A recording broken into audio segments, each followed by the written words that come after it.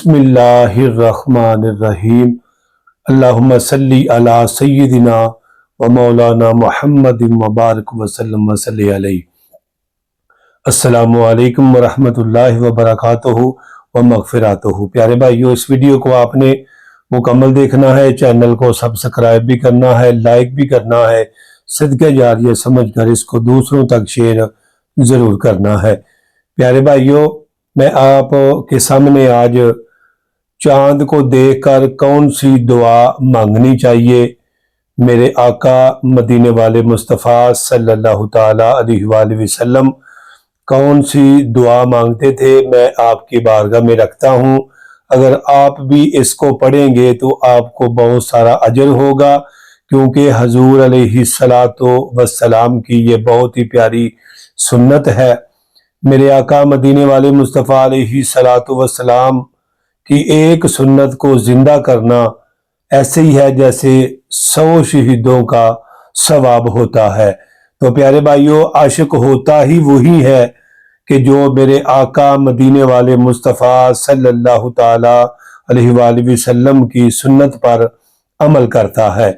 تو چلیے چلتے ہیں دعا کی طرف۔ میرے آقا کون سی دعا کرتے تھے اور ہمیں بھی یہ دعا ضرور مانگنی چاہیے۔ حضرت عبداللہ بن عمر رضی اللہ تعالی عنہما بیان کرتے ہیں کہ حضور نبی رحمت شفیع معظم نور مجسم صلی اللہ تعالی علیہ وآلہ وسلم جب چاند کو دیکھتے تو اس کے بعد یہ دعا فرماتے۔ کون سی دعا ہے؟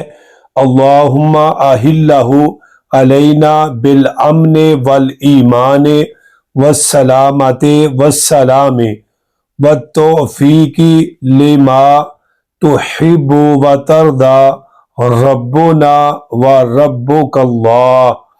اس کا ترجمہ یہ ہے، اے اللہ ہم پر یہ چاند امن، ایمان، سلامتی اور اسلام اور اس توفیق کے ساتھ طلوع فرما کہ جو تجھ کو پسند ہو اور جس پر تو راضی ہو۔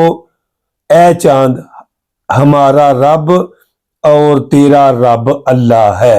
اے چاند، تیرا اور میرا رب اللہ ہے۔ تو یہ دعا فرماتے میرے آقا مدینے والے مصطفیٰ صلی اللہ تعالی علیہ وآلہ وسلم۔ آگے سوال کیا گیا ہے پیارے بھائیوں کہ شعبان المعظم کو اگر چاند نظر نہ آئے، 29 شعبان المعظم کو اگر چاند نظر نہ آئے تو کیا کسی کے لیے 30 شعبان المعظم کو روزہ رکھنا جائز ہے؟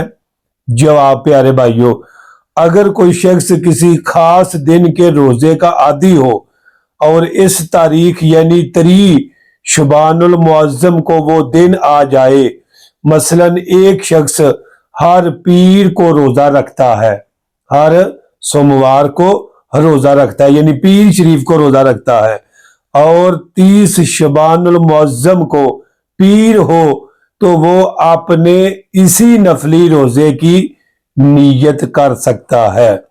حدیث مبارکہ میں حضرت ابو ہریرہ رضی اللہ تعالیٰ عنہ سے مروی ہے کہ حضور نبی کریم صلی اللہ تعالی علیہ وآلہ وسلم نے فرمایا، رمضان سے ایک دن یا 2 دن پہلے روزہ نہ رکھو، ہاں جس آدمی کی عادت اس دن روزہ رکھنے کی ہو وہ رکھ سکتا ہے، یعنی کہ اس کی عادت ہے وہ یعنی کہ روزہ رکھتا ہے تو وہ آدمی روزہ رکھ سکتا ہے۔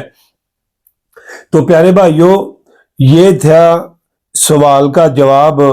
تو یہ دونوں سوال جو ہے یعنی کہ چاند کو دیکھ کر دعا مانگنا، یہ بھی میرے آقا کی سنت ہے، اور یہ جو سوال کیا گیا اس کا جواب دیا گیا پیارے بھائیوں، یہ بھی میرے آقا مدینے والے مصطفیٰ علیہ السلام کی زبان مبارک سے ہی وارد ہوا ہے۔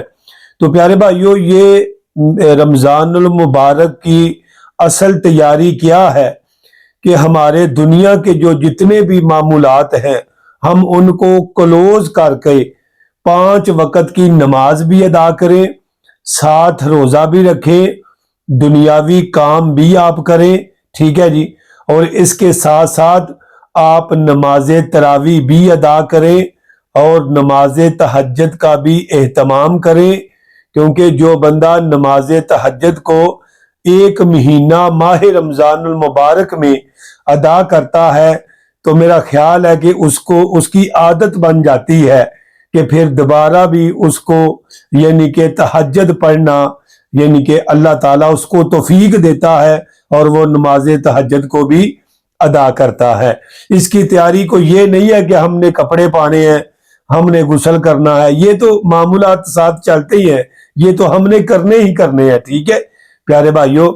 تو تیاری اصل یہی ہے کہ 5 وقت کی نماز پڑھیں، نماز تراویح پڑھیں، روزہ رکھیں اور دیگر قرآن پاک کی تلاوت ضرور کریں۔ 1 روزہ ہے تو 1 سپارہ ختم ہونا چاہیے، ٹھیک ہے، نہیں تو 1.5 سپارہ ختم ہونا چاہیے پیارے بھائیوں۔ تو پھر آسانی کے ساتھ 7ویں کی رات کو آپ قرآن پاک کو بآسانی طریقے سے یعنی کہ قرآن پاک کو ختم کر سکتے ہیں۔ اگر 1.25 سپارہ آپ پڑھیں تو 1.5 سپارہ پڑھیں تو جلدی ختم ہو سکتا ہے۔ تو پیارے بھائیوں دیکھیں نا، ہم یہ دعویٰ کرتے ہیں کہ ہمیں نبی کریم صلی اللہ تعالیٰ علیہ وآلہ وسلم سے محبت ہے، تو جس آدمی کو میرے آقا سے محبت ہے وہ میرے آقا کی سنت پر بھی عمل کرتا ہے، ٹھیک ہے نا، میرے آقا کے عمل کو وہ محبوب بنا لیتا ہے۔ تو جب وہ میرے آقا کے عملوں کو محبوب بنائے گا تو اللہ تعالیٰ بھی اس کو اپنا محبوب بنا لے گا، ٹھیک ہے نا جی۔ پھر اس مہینے میں دیکھو کوئی آدمی یعنی کہ نفل پڑھتا ہے تو فرض جتنا ثواب ہوتا ہے، تو 1 فرض پڑھتا ہے تو 70 فرضوں کا ثواب ہوتا ہے۔ دیکھیں جنت کے دروازے کھول دیے جاتے ہیں، رحمت کے تمام دروازے کھول دیے جاتے ہیں، دوزخ کے دروازے بند کر دیے جاتے ہیں اور شیطان کو جکڑ دیا جاتا ہے پیارے بھائیوں۔ یہ ماہ رمضان المبارک کی اتنی برکتیں ہیں پیارے بھائیوں۔ میرے آقا فرماتے ہیں کہ وہ بندہ ہلاک ہو گیا، 3 مرتبہ میرے آقا نے یہ لفظ دہرائے اور کہا کہ وہ ہلاک ہو گیا، وہ ہلاک ہو گیا، وہ ہلاک ہو گیا۔ صحابہ کرام نے پوچھا یا رسول اللہ صلی اللہ علیہ وسلم کس آدمی کے بارے میں آپ فرما رہے ہیں کہ وہ ہلاک ہو گیا؟ تو میرے آقا فرمانے لگے کہ اس آدمی کے بارے کہ جس کی زندگی میں ماہ رمضان آیا اور اس نے 5 وقت نماز نہ پڑھی اور اس نے نماز تہجد کو ادا نہ کیا، یعنی دیگر معمولات نیک عمل نہ کر کے اس نے جنت حاصل نہ کی، وہ بندہ ہلاک ہو گیا۔